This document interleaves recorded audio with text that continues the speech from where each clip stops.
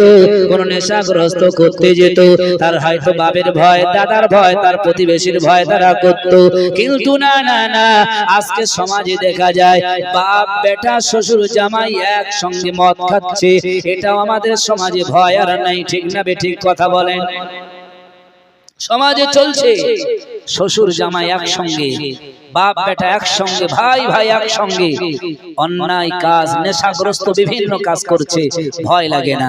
আরে বাবাজিরা, তাই তো বিশ্ব নবী আমার বলেছে এমন একটা সময় তোমরা দেখবে যে সময়ে মানুষ কিন্তু অন্যায় কাজ করবে, কোনো ভয় করবে না, অন্যায় কাজে ধাবিত হবে, কোনো ভয় তাদের ভিতরে থাকবে না। কারণ আমরা অনেকেই বলি জামানা খারাপ হয়েছে, এই জামানাটা খারাপ, কিন্তু না না, 1400 বছর আগে আমার আপনার নবী জানিয়েছেন ফাইনাল্লাহা হুয়াদ দাহার, তোমরা জামানা যুগটাকে খারাপ বলবে না, কারণ জামানা যুগটাই হলো মহান আল্লাহ নিজেই পরিবর্তন ঘটিয়ে দেয়। যেমন বর্ষাকাল ছিল বর্ষাকাল আছে, গ্রীষ্মকাল ছিল গ্রীষ্মকাল আছে, অতএব জামানা পাল্টাই নাই। বিশ্ব নবী আমার জানিয়েছে এই জামানার মধ্যে মানুষের স্বভাব, মানুষের ব্যবহার আচার পাল্টে গেছে, জামানা ঠিকই রয়েছে। ঠিক না বেঠিক? ঠিক তো নাকি? মানুষ পাল্টেছে। তাই বিশ্ব নবী আমার বলেছে এমন সময় চলে আসবে মানুষ অন্যায় কাজ করবে, তাদের কোনো ভয় লাগবে না। আজকে দেখুন সমাজে অন্যায় কাজ অহরহ চলছে, অহরহ চলছে। বাস্তব কথা বলছি ভাই, হয়তো রাগ করবেন, আর রাগ করলে কিছু যায় আসে না, কারণ রাসূল বলেছে শরীয়তের আমির হলো আলেম ওলামা। তারা যদি কোরআনের হাদিসের কথা বলে, যদি তোমাদের গায়ে লাগে সেটা রাগ নয়, বরং সেই কাজটাই পরিবর্তন করো, নিশ্চিত তোমরা শান্তির জায়গা খুঁজে পাবে। তাই আপনাদের কাছে অনুরোধ করব, রাগ নয়। বিশ্বনবী সাহাবীরা বললেন ওমা হুন্না, তারপরে কি? বিশ্বনবী এবার বললেন তৃতীয় নম্বর কি জানো? তৃতীয় নম্বর হলো মানুষ নেক কাজে বেশি বেশি ধাবিত হবে না। সমাজে দেখবে সামনে নেক কাজ, এটা করলে ভালো, সেটা করলে ভালো, কিন্তু মানুষ তার থেকে সরে যাবে, নেক কাজে দাঁড়িয়ে থাকবে না। আরে বাবাজিরা, আমার আপনার নবী সোনাবী জনাবী মুহাম্মদুর রাসূলুল্লাহ সাল্লাল্লাহু আলাইহি ওয়াসাল্লাম 1400 বছর আগে বলেছে, হে আমার সাহাবীরা তোমরা শুনে রেখে দাও, অতএব এইভাবে 15টা জিনিস যখন তোমরা দেখবে আর তোমরা ভেবে নিও কিয়ামত আর বেশি দূর বাকি নয়, কিয়ামত খুবই নিকটে। এই কিয়ামতের নিকটবর্তী সময়তে এই রকম তোমরা দেখে নেবে। তবে কিয়ামত নিকটবর্তী সময় হলে কিছু নিদর্শন তোমরা দেখতে পাবে, তার ভিতরে একটি হলো মালহামা, দ্বিতীয় নম্বর হবে এরকম বড় বড় নিদর্শনের ভিতরে সূর্যটা পূর্ব দিকে উদয় হয়, পশ্চিম আকাশে অস্তমিত হয়। আজ থেকে গত কয়েকদিন আগে নাসা বিজ্ঞানীরা লিখেছে আকাশের সূর্য পূর্ব দিকে যেটা উঠছে, এই পূর্ব দিকে আর সূর্য উদয় হবে না, এই সূর্য সম্ভবত কয়েক বছরের মধ্যে পশ্চিম আকাশ থেকে উদয় হবে, আর ওই সূর্যটা পূর্ব আকাশে অস্তমিত হবে। নাসা বিজ্ঞানীরা তা লিখেছে আজ থেকে 1400 বছর আগে নবী যেটা বলেছে, নাসা বিজ্ঞানীরা তার প্রমাণ কিন্তু খুঁজে পাচ্ছে। নাসা বিজ্ঞানীরা দেখেছে এই সূর্য পূর্ব দিকে উদয় যেটা হচ্ছে, এটার পূর্ব দিকে হবে না, কয়েকটা বছরের মধ্যে এই সূর্য পশ্চিম আকাশ থেকে উদয় হবে, আর ওই সূর্য পশ্চিম আকাশে অস্তমিত হবে না, পূর্ব আকাশে অস্তমিত হবে। নবী আমার বলছে ওই সময়তে মানুষ বেঁচে থাকবে, কিন্তু এই সময়টা যখন তোমরা দেখবে মানুষ তখন তওবার দরজা বন্ধ হয়ে যাবে। আজকে আমাদের ভুল হলে, অন্যায় হলে আল্লাহ বলেছেন তাবু আসলাহু ওয়া বায়ানু, তোমরা তওবা করো, তওবা করার কারণে তোমাদের গুনাহ আল্লাহ ক্ষমা করে দেবে। কিন্তু সে সময় যখন সূর্য উদয় পশ্চিম আকাশে হবে, অস্তমিত হবে পূর্ব আকাশে, সে সময় তওবার দরজা বন্ধ হবে। মানুষ অন্যায় করার পরে তওবা করলেও কোনো কাজ হবে না, সেই সময়টা আমাদের সম্মুখে। অতএব এর থেকে আমাদের একটু বুঝতে হবে ঈমানদার, ঈমানের শর্ত যেটা রয়েছে, ঈমান মজবুত রাখার জন্য যে কাজ রয়েছে, সেই কাজটা আমাদের করে যেতে হবে। আল্লাহ যেন আমাদের তৌফিক দান, বলুন আল্লাহুম্মা আমিন। সকলে একবার দরুদ শরীফ, আল্লাহুম্মা সাল্লি আলা সাইয়্যিদিনা মাওলানা মুহাম্মদ ওয়া আলা আলিহি।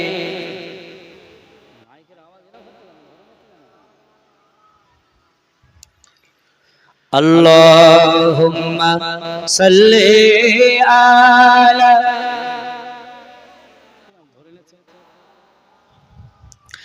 وعلى آل سيدنا। ও ভাইরা বাবাজিরা, তাহলে ইমানদার হতে গেলে বিশ্বাস স্থাপন করতে হবে আল্লাহর উপরে। আল্লাহ এক, এটা বিশ্বাস রাখতে হবে। তার নবী, প্রিয় নবী মুহাম্মদুর রাসূলুল্লাহ, এটা আমাদের বিশ্বাস রাখতে হবে। আমরা আল্লাহকে বিশ্বাস করি, নবীকে বিশ্বাস করি, কিন্তু নবীর সাহাবীরা তারা ইমানদার ছিল।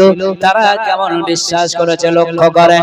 আমার আপনার নবী জনাবে মুহাম্মদুর রাসূলুল্লাহ সাল্লাল্লাহু আলাইহি ওয়াসাল্লাম এক ইহুদির কাছ থেকে তিনি কর্জ নিলেন, টাকা ধার করে নিলেন। ইহুদিকে বললেন, বাবা তোমাকে এই সময় তোমার পরিশোধ করে দিব। ইহুদি সেই সময় আসলো, আল্লাহ নবী তাকে পরিশোধ করে দিলেন। কারণ নবী আমার মিথ্যা বলেন না, নবী যেটা বলেন সত্য বলে, কোনোদিন কোনো মানুষকে ঠকান না। তাই বিশ্ব নবী আমার ইহুদিকে যথা সময়ে তারা টাকাটা আদায় করে দিলেন।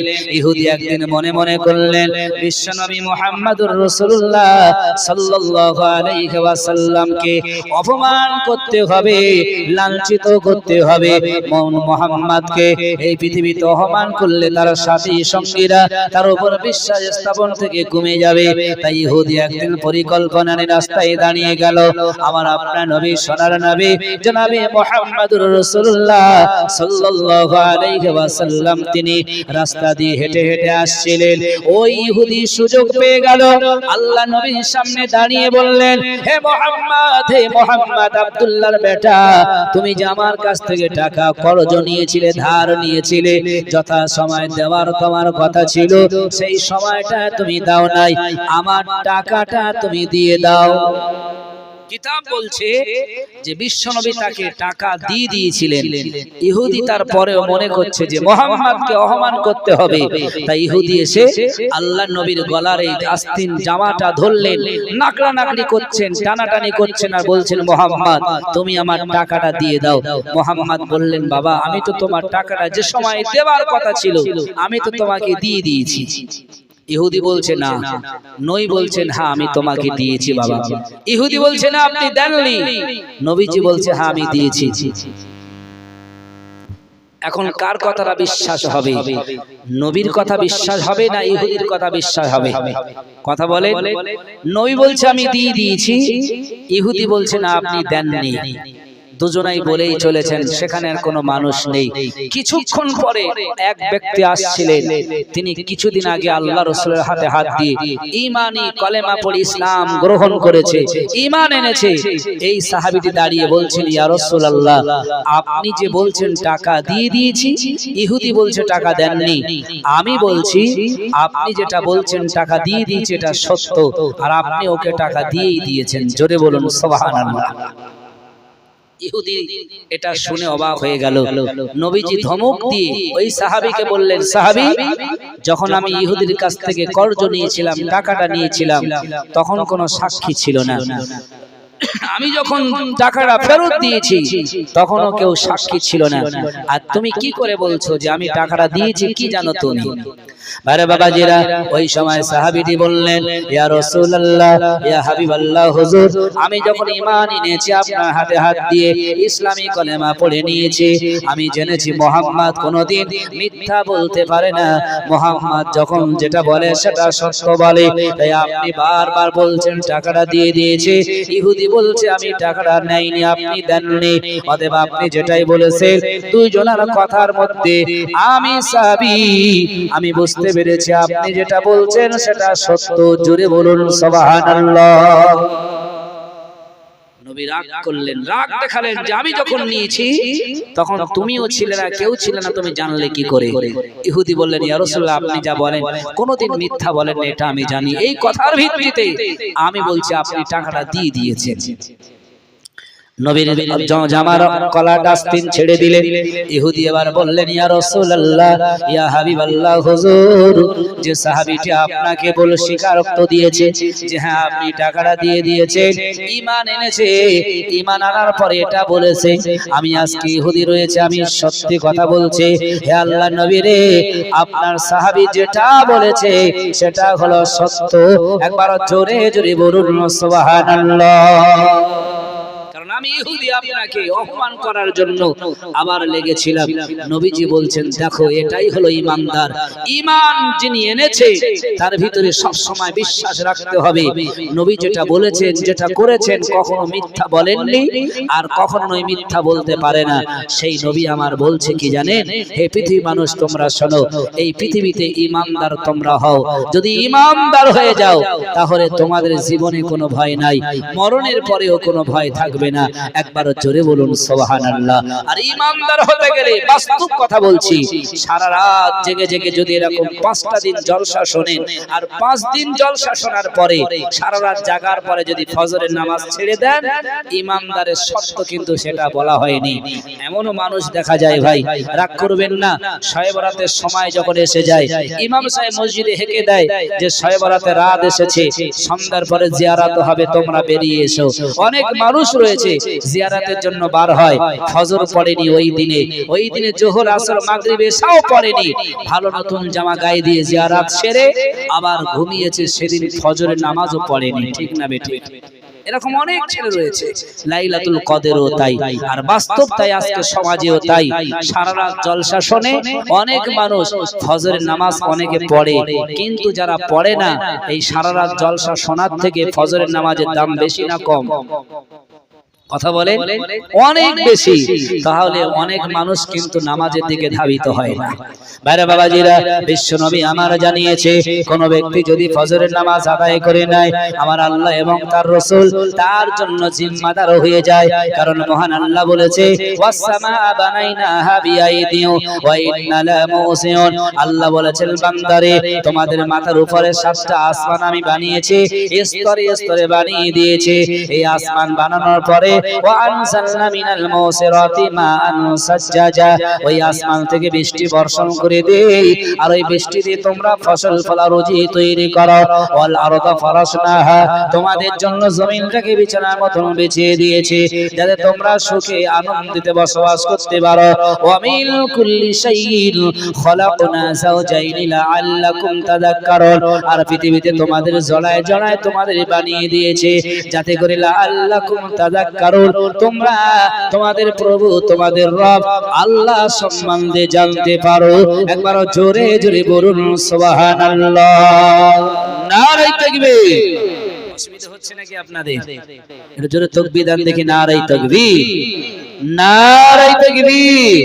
একটু কলেমা পড়েন লা ইলাহা লা ইলাহা লা ইলাহা ইল্লাল্লাহ। পাহাড় যেমন করে ঝরনা বহায়,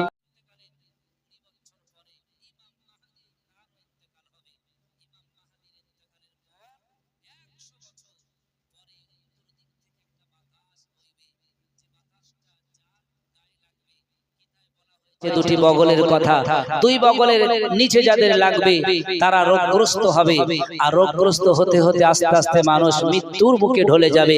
তখন শুরু হবে কিয়ামত। তবে কিয়ামতের আগে কিছু নিদর্শন দেখা দেবে, সেই নিদর্শনগুলো আমি আপনাদের কাছে বলবো।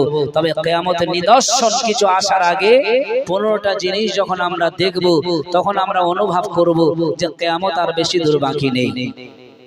সেই 15টা জিনিসের ভিতরে প্রথম নম্বরে রাসূল বললেন, এই পৃথিবীতে পুরুষরা সাজবে মেয়েদের মতন আর মেয়েরা সাজবে পুরুষদের মতন। এটা মানে এমন একটা সময় আসবে, সেই যুগে সেই সময় মানুষ এটা করবে। আচ্ছা আজকে বলেন তো দেখি, এটা কি দেখা যাচ্ছে না দেখা যায় না? বাস্তব কথা এটা। নারীরা শুধু সেজেই চলেছে পুরুষের মতন। আপনি রাস্তায় যাবেন, গাড়িতে বসবেন, বাসে উঠবেন, প্লেনে যাবেন, বিভিন্ন জায়গায় আপনাকে দেখা যাবে এখন আর মেয়ে ছেলে তার দেশ মেয়েদের দেশ নয়, পুরুষদের দেশ তাদের পছন্দ, তারা পুরুষের দেশ সেজেছে। আর অনেক পুরুষ দেখেছি নারীদের মতন সাজ সেজেছে। নারীদের মতন সাজ কি দেখবেন? আজকে পুরুষদের মাথার চুল দেখবেন নারীদের মতন লম্বা, বাবলি ছাটা চুল। জীবনে নামাজ পড়ে না, অনেক ছেলে রেখেছে বাবলি ছাটা চুল। ওটা তো রাখা সুন্নাহ, কিন্তু আগে বুঝতে হবে ঘাড় পর্যন্ত, ঘাড়ে পড়ে গেলে হবে না। কিন্তু অনেক ছেলের চুল রয়েছে ঘাড়ের থেকে আরো নিচে, দূর থেকে বোঝা যায় না ওটা ছেলে না মেয়ে। ঠিক বললাম না ভুল বললাম? ভাইরা বাবাজিরা, হাদিস শরীফের মধ্যে বিশ্ব নবী আমারা জানিয়েছে, হে পৃথিবীর যুবক ছেলেরা, হে পৃথিবীর পুরুষরা, তোমরা শুনে রেখে দাও, মহান আল্লাহ রব্বুল আলামিন তোমাদের জন্য মহান আল্লাহ কয়েকটা বিষয় হারাম করে দিয়েছে তোমাদের পরিধানের জন্য। কারণ লিবাসি ওয়ারিকুম রিশা, আল্লাহ পাক রব্বুল আলামিন তোমাদের জন্য কোরআনের 8 পারায় বলে দিয়েছে পোশাক পরিচ্ছদের কথা। মহান আল্লাহ তোমাদের কি পোশাক পরিধান করবে সেটা বলে দিয়েছে, আর কে পরবে না সেটাও মহান আল্লাহ বলে দিয়েছে। আল্লাহ বলেছেন, বান্দারে তোমাদের জন্য সোনা রূপো পিতল দস্তা তামা কাঁসা লোহা সমস্ত দ্রব্যে এসব কিছু পরা যাবে না। কিন্তু আজকে সমাজে অনেক ছেলে দেখেছি হাতে বালা গলায় হার বিভিন্ন কানে দুল থেকে নিয়ে প্রতিটি ছেলে মেয়েদের মতন সাজসজ্জা তারাও সেজেছে।